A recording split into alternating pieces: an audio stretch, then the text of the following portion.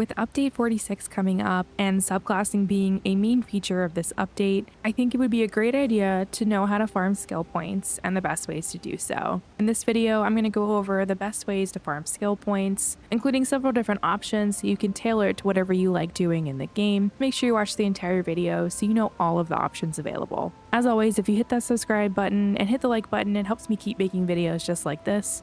So hit that subscribe button and let's get started. Update 45 is almost here, and with subclassing coming out, if you want to add another line that is not your inherent class on that character, it's going to cost you 2 skill points for every skill you would like to unlock on that line. That's a lot of skill points, and let's be honest, skill points aren't always the most abundant thing that you have in this game. Since there's so many different skill lines and passives that are enticing to unlock, I know that I only have spare skill points on my very first tune that I ever created, so it's not common to have a bunch of extras lying around. So to prepare for update 46, I think it'd be a great idea to start farming for skill points on the characters you know you want to subclass on, so that you can fill in any wanted spots now, as well as having a pool of skill points to pull from when subclassing is here.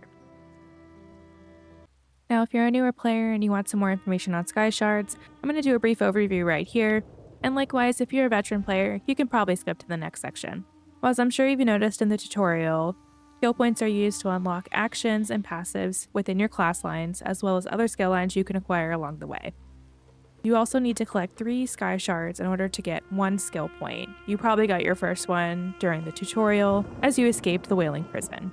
Well, sky shards can be found in delves, in the overland, in public dungeons, and you can also earn skill points by completing zone quests, playing PvP and ranking up your alliance skill line, and completing public dungeon group events.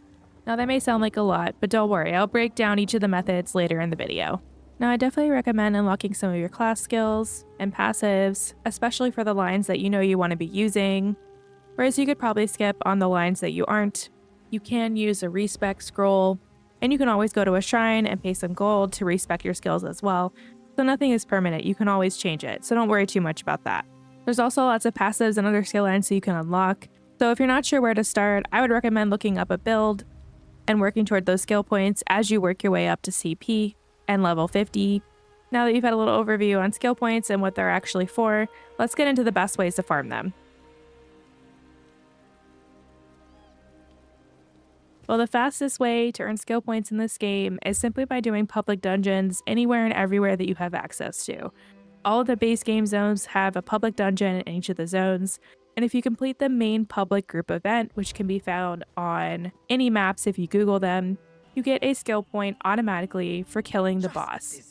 Now note that it is helpful to have a companion or a trusty friend with you to complete these, as some of them can be a bit challenging, but most of the base game zone public dungeon bosses are pretty soloable if you'd rather just go in by yourself. But just keep that in mind if you keep dying, maybe select a companion or see if a guildie will help you out. There's also a guaranteed sky shard in every single public dungeon. You can get 1 sky shard and a skill point for every public dungeon you knock out, noting that once you have the sky shard and the group completed, you can't get it again. But with all the base game zones to explore, that's a lot of skill points right there, just from farming the public dungeons. Now, if you already have a lot of the public dungeons, keep in mind that DLC zones sometimes even have 2 public dungeons per zone.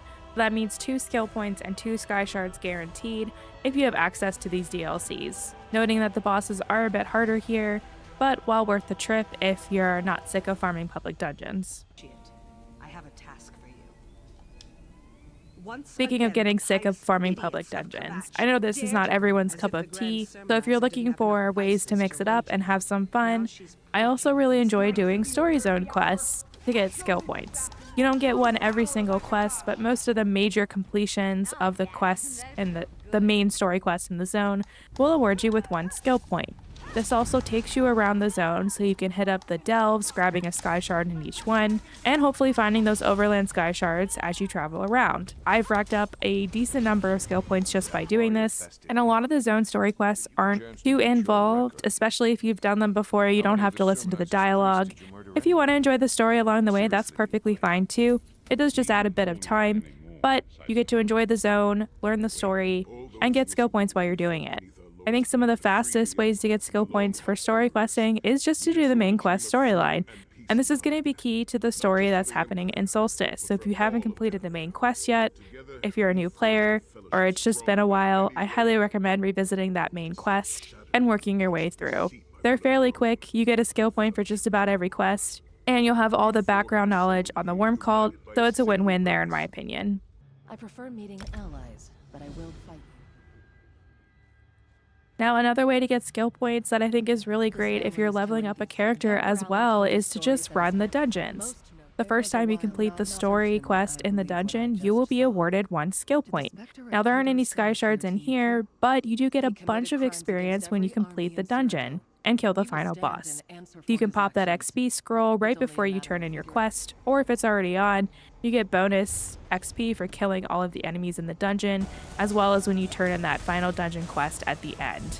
You can run them on normal as well. It does not have to be on veteran to get the skill point.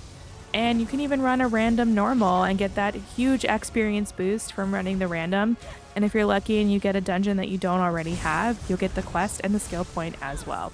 So another really great way to change things up, get some more skill points, and work on leveling up your toon, because remember, you have to have at least 1 level 50 character in order to even access subclassing. And if you know you want a specific skill line, it wouldn't hurt to spin up a toon and start working on those skills, getting them leveled up, because that will be account-wide as well. So if you've already leveled up all your warden skills, for example, they will come to you unlocked at that level.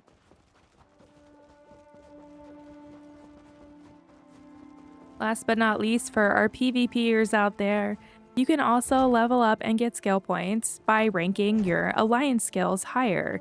For every rank you gain, you also get a skill point, and it's fairly easy to go in, complete the main quest there to get started, and get a couple of skill points from that.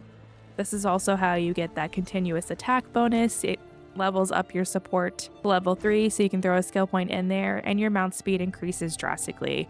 It's well worth the skill point in my opinion. So even if you don't like PvP very much, you can go in on an alliance that owns one of the towns, complete quests there in the towns, and that will still grant you alliance points that will rank you up as well. Or you can go in as a healer and heal like crazy. This is a great way to get a lot of alliance points fairly quickly. So find a group of friends who like to PvP, heal them up, and you'll see the alliance points ticking. The zone quests in Imperial City and in Cyrodiil also count for skill points, so completing any of the Alliance main story quests will give you a skill point as well. So if you haven't tried PvP before, this is a great way to try it, going in, completing some of those quests. It does help to have a few friends along with you to protect you from getting ganked and things like that, but I think if you pick a non-CP zone, it can be fairly empty, especially in more off times, so during the day and earlier in the morning or later at night. There's not too many people playing, so you can kind of have the zone to yourself.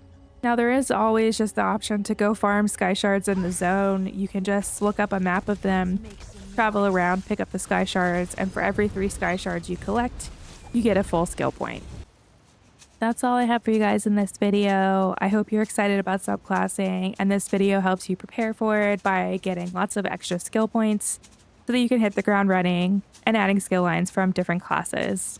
I know I'm definitely going to be running some of the public dungeons and maybe revisiting some of the older zones to do the story quests there so that I can get some skill points on some different characters, but still have fun along the way. I want to give a shout out to my members. Thank you so much for supporting my channel. And to anyone who subscribed or liked the video, I really appreciate any and all support. It all really helps me keep making videos, which I really enjoy doing. Thanks again for watching, and I'll see you in the next video.